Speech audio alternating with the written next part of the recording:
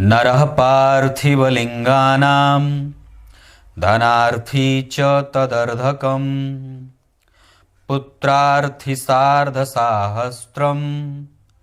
वस्त्रार्थी शतपञ्चकम्।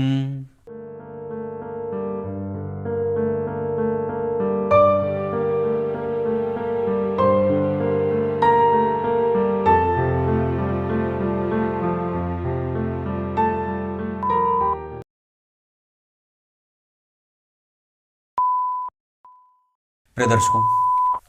नमस्कार। एक बार फिर से उपस्थित हूं आप सबके सामने। आज के कार्यक्रम में आप लोगों से जिस दुर्योग की चर्चा करने वाला हूं वो ये बताएगा कि व्यक्ति जीवन में ये शिकायत क्यों करता है या जन्म कुंडली में ऐसे कैसे ग्रहों का प्रभाव हो जाता है जिसके कारण वो धन जोड़ता ही रहता है पर फिर भी धनहीन बना रहता है। बेसिकली आज का जो कार्यक्रम है वो निर्धन योग किस तरीके से कुंडली में घटित हो जाते हैं जिसके कारण व्यक्ति जीवन भर मेहनत करता रहता है पर फिर भी उसे धन प्राप्ति में सफल होते नहीं देखा जाता है। शुरू करते हैं आज का कार्यक्रम। कहीं नहीं जाना है, बिल्कुल बन के रहिएगा। जय श्री कृष्ण आवश्यक रूप से लिखा जाए और कार्यक्रम शेयर भी किया जाए। आइए विषय पे बात करते हैं। ये 5 सिद्धांत हैं जो मैं अपने मन से नहीं बता रहा, हमारे पूर्व के आचार्यों के द्वारा जो बातें बताई गई हैं वो निश्चित रूप से कुंडली पे लागू हो ही जाती हैं कहीं ना कहीं से। ऐसे 5 सिद्धांतों से आज आपका परिचय कराऊंगा जिसमें सबसे पहला सिद्धांत कहता है कि कोई भी ग्रह जब जन्म कुंडली के पंचम भाव के स्वामी से या नवम भाव के स्वामी से या लग्न भाव के स्वामी से, बहुत ध्यान से समझिएगा, इन तीनों भावों के स्वामी से जो भाव या जो ग्रह दृष्ट नहीं है, मतलब गुरु अगर नवम भाव के आपकी कुंडली में स्वामी बनते हैं या कोई भी ग्रह जो नवम भाव का स्वामी है वो जिस भाव पे या जिस ग्रह पे दृष्टि डालेगा उसमें वो शुभ लक्षणों की वृद्धि करेगा और अपनी दशा अंतरदशा में या अपने संपूर्ण जीवन काल में उस व्यक्ति को वो धनवान बनाएगा। लेकिन जो भी भाव या जो भी ग्रह अगर लग्न भाव के स्वामी, पंचम भाव के स्वामी और नवम भाव के स्वामी से दृष्ट नहीं है या उनके साथ युति नहीं है या उनसे वो संबंध नहीं बना रहे हैं तो ये व्यक्ति को अपनी दशा अंतरदशा में दारिद्र्य दिखा देते हैं। उदाहरण देता हूं, मान लीजिए पंचम नवम भाव के स्वामी देवगुरु बृहस्पति हैं और यहीं बैठ जाते हैं या यहीं बैठ जाते हैं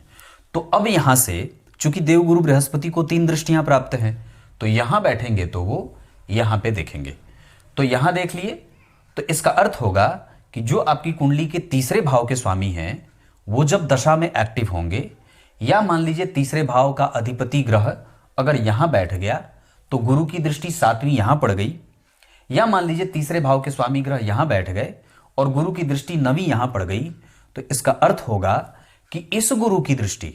जो नवम भाव के स्वामी थे वो इसको तो सुरक्षित कर ही रही है, यहां भी सुरक्षा दे रही है, यहां भी सुरक्षा दे रही है और यहां भी सुरक्षा दे रही है।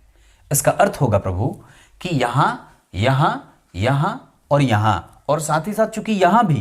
चूंकि वो एक शुभ और श्रेष्ठ भाव के स्वामी हैं, इस कारण से इस गुरु की दशा या नवम भाव के स्वामी की दशा और जहां जहां वो दृष्टि डाल रहे हैं उस भाव के प्रभावों में वृद्धि या शुभ संकेत प्राप्त होंगे। लेकिन अगर यहां बैठे हैं तो यहां नहीं देख रहे या इस भाव के स्वामी को नहीं देखेंगे या नहीं देख रहे अगर, या यहां के स्वामी को नहीं देख रहे या यहां के स्वामी को नहीं देख रहे या यहां नहीं देख रहे हैं, तो इस भाव में जब ये भाव एक्टिव होगा, मान लीजिए चंद्रमा यहां के स्वामी हैं तो गुरु की दृष्टि यहां तो नहीं है और इस भाव के स्वामी मान लीजिए यहीं बैठे हैं या यहां बैठ गए या यहां बैठ गए या यहां बैठ गए जहां पे गुरु की दृष्टि नहीं जा रही है, तो जब गुरु की महादशा में चंद्रमा की अंतर्दशा आएगी तो आपको वो शुभ परिणाम देखने को नहीं मिलेगा जो यहां और यहां में देखने को मिल रहा था। समझ में आ गई होंगी चीजें। इसको अगर आप बहुत अच्छे तरीके से समझना चाहते हैं तो इस कार्यक्रम को 1 से 2 बार देख लीजिएगा। जहां गुरु की दृष्टि प्राप्त हुई वो भाव का स्वामी, अगर वो गुरु से दृष्ट हो रहा है, गुरु उसको देख रहे हैं अपनी 5वीं 7वीं और 9वीं दृष्टि से, तो वो दशा अंतरदशा ही नहीं बल्कि वो भाव भी सुरक्षित हो जाता है और अच्छा परिणाम देता है। ये पहला सिद्धांत है। दूसरा सिद्धांत क्या कहता है कि अगर लग्न के अधिपति 12वें भाव में हो या 12वें भाव का स्वामी लग्न में बैठा हो, उसी तरीके से लग्न का स्वामी अष्टम में बैठे हों और अष्टम के स्वामी लग्न में बैठे हों, उसी तरीके से लग्न का स्वामी 6वें भाव में बैठा हो और 6वें भाव के स्वामी लग्न में बैठे हों, लग्न के स्वामी तीसरे में बैठे हों और तीसरे के स्वामी लग्न में बैठे हों, तो ये व्यक्ति को निरंतर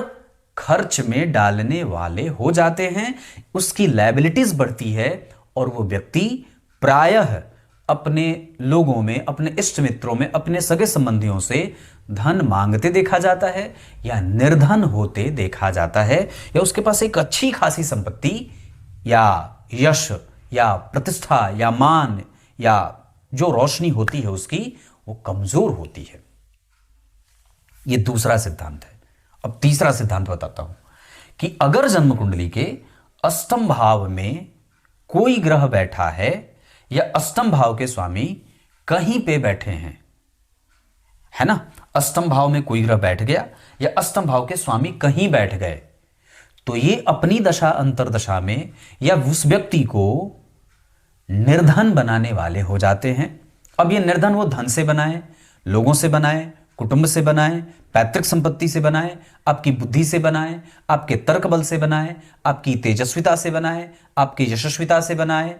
आपकी आयु से बनाए, आपके स्वास्थ्य से बनाए, ये किसी भी प्रकार से व्यक्ति को निर्धन, दरिद्र, जैसे होता है ना कोई कृशकाय शरीर का है तो क्या कहेगा, बड़ा निर्धन शरीर का है, बड़ा कमजोर शरीर का है, बड़ा कमजोर बुद्धि का है, कमजोर बुद्धि का है, यश उसका कमजोर है। तो ये ऐसे होता है कि अष्टम भाव के स्वामी किसी भाव में बैठ गए और उसी भाव का स्वामी अष्टम में चला गया, या अष्टम भाव में कोई ग्रह बैठ गया या 12वें भाव में कोई ग्रह बैठ गया, तो ये स्थिति व्यक्ति को दरिद्र बनाती है। अब चौथा सिद्धांत कहता है कि जन्म कुंडली में नवम और दशम इन भावों के स्वामी अगर कोई पापक ग्रह भी क्यों ना हो, मंगल और शनि, और अगर वो लग्न में भी बैठेंगे तो वो पापक प्रभाव नहीं देंगे, वो शुभ प्रभाव ही देंगे। और अगर यहां पे अष्टम, 6वें, 12वें और तीसरे इन भावों के स्वामी लग्न में बैठ रहे हों और साथ ही साथ उन पे भाग्य भाव या दशम भाव या पंचम भाव के स्वामी की दृष्टि न हो। अब जैसे उदाहरण देता हूं, मान लीजिए यहां अष्टम भाव के स्वामी या 6वें भाव के स्वामी बुध हैं, वो यहां लग्न में बैठ गए और उन पे गुरु की दृष्टि नहीं है,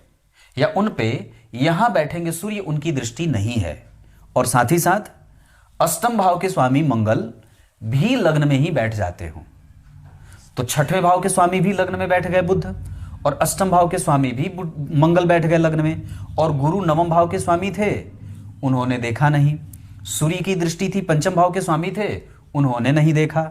दशम भाव के स्वामी शनि बनते थे, उन्होंने भी नहीं देखा, तो ये दारिद्र दोष बनाएगा। मतलब 12वें के स्वामी, 6वें के स्वामी, 8वें के स्वामी लग्न में बैठ तो गए, पर उन पे नवम भाव के स्वामी की या दशम भाव के स्वामी की या पंचम भाव के स्वामी की दृष्टि नहीं पड़ी, तो ये जातक को जीवन में दारिद्र देखना पड़ता है, उसकी दारिद्र भंग होने में उसको समय देना पड़ता है। ये चौथा सिद्धांत था। और पांचवा सिद्धांत कहता है कि एकादशवें भाव के स्वामी जन्म कुंडली में अगर 6वें भाव में बैठ जाते हो, द्वितीय भाव के स्वामी अगर 6वें भाव में बैठ जाते हो, 12वें भाव के स्वामी अगर 6वें भाव में बैठ जाते हो, तीसरे भाव के स्वामी अगर अष्टम भाव में बैठ जाते हो, तो ये जातक के जीवन के लिए दारिद्र दोष बन जाता है, जिसको भंग होने में काफी समय लगता है। क्लियर है? ये तो बहुत ही आसान विषय था, जो आप लोगों को अपनी कुंडली पे देखना है। ये सूत्र जितने भी हैं ये आपको लग्न कुंडली में देखना चाहिए। इसकी पुष्टि आप नवांश चक्र में भी कर सकते हैं, या नवांश चक्र में भी अगर ये सिद्धांत लागू होंगे, थोड़ा सा गुणागणित तो करना पड़ेगा, रेखाएं खींचनी होगी कि दूसरे भाव का स्वामी, जैसे मैं खींच देता हूं तब आपको समझने में आसानी हो जाएगी। दूसरे भाव का स्वामी छठवें में बैठ गया, तीसरे भाव का स्वामी छठवें में बैठ गया, 12वें भाव का स्वामी छठवें में बैठ गया, एकादशवें भाव का स्वामी छठवें में बैठ गया, 12वें भाव का स्वामी अष्टम में बैठ गया, तीसरे भाव का स्वामी अष्टम में बैठ गया, छठवें भाव का स्वामी लग्न में बैठ गया, अष्टम भाव का स्वामी लग्न में बैठ गया। यहां से गुरु की दृष्टि नहीं हुई, यहां से शनि की दृष्टि नहीं हुई, यहां से चंद्रमा सूर्य की दृष्टि, तो ये दारिद्र दोष बना देगा। ये 5 सिद्धांत ऐसे हैं जो व्यक्ति को अपनी दशा अंतरदशा में या कभी भी उसको दारिद्र दिखा ही देते हैं, चाहे स्वास्थ्य से, चाहे मन से, चाहे तर्क से, चाहे बुद्धि से, चाहे पैतृक संपत्ति से, चाहे आयु से दरिद्र होना पड़ता है। अब इसके लिए उपाय क्या कर सकते हैं? तो दान करिए, दान से दुर्गतियों की हानि होती है, दानम दुर्गति नाशनम, है ना। न्यायोपार्जित वित्तस्य दशमांशेन धीमता संकल्पे विनियोगश्च ईश प्रत्यर्थमेव च।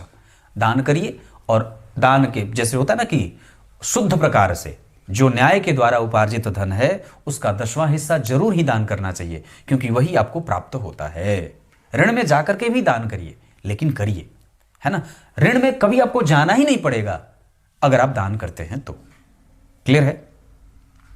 कुछ इसी तरीके से आज के इस कार्यक्रम का समापन करते हैं। कार्यक्रम के आरंभ में जो मैंने श्लोक पढ़ा है उसका अर्थ है कि जिसको पुत्र की प्राप्ति करनी हो उसको 1000 पार्थिव शिवलिंग की पूजा करनी चाहिए, और जिसको धन की प्राप्ति करनी हो उसको 500 पार्थिव शिवलिंग की पूजा करनी चाहिए, और जिसको वस्त्र आभूषण आदि की आवश्यकता हो उसको भी कम से कम 500 शिवलिंगों की पूजा करनी चाहिए। क्लियर है? तब तक के लिए बहुत बहुत नमस्कार।